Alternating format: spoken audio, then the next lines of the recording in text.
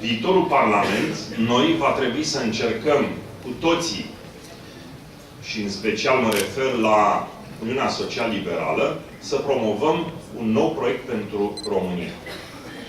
Iată că suntem la 22 de ani după căderea comunismului și putem să facem un scurt bilanț, remarcând că România a reușit să-și coaguleze eforturile, energiile, pe două proiecte mari.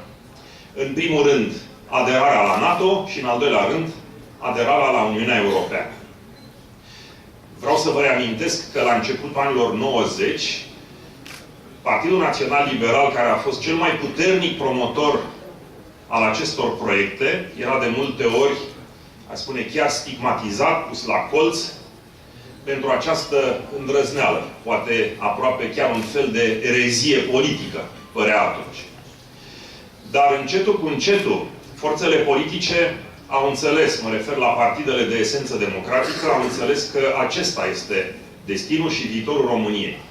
Să facă parte din structurile nord-atlantice și ale Uniunii Europene.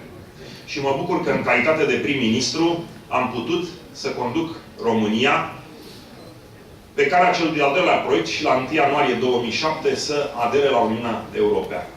Ceea ce am observat însă, din păcate, după aceea, a fost o anumită delăsare din partea forțelor politice și o aplecare mai degrabă către desfășurarea unor conflicte fără de sfârșit, care, după cum vedeți, n-au încetat nici astăzi.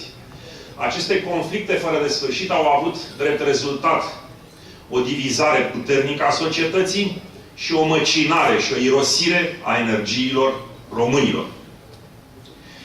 Cred că în viitor trebuie să ne propunem pentru România un nou proiect major.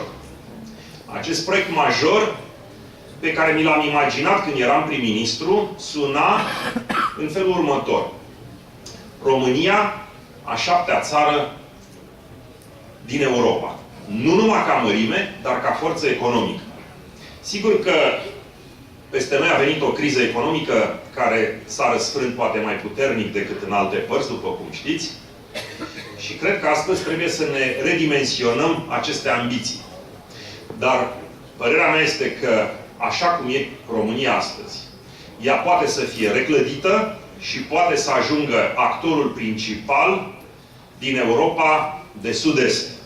Poate să devină o țară de referință, un pilon de stabilitate, care să-și aducă contribuția deplină la desăvârșirea proiectului european.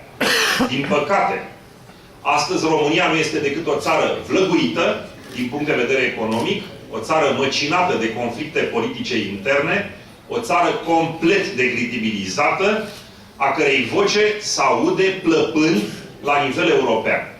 Și acest lucru este în deserviciul României. Pentru că România trebuie să știe și să fie capabilă să-și apere interesele la nivel european alături de celelalte țări, dar așa cum se prezintă astăzi, ea nu o poate face sub nicio formă.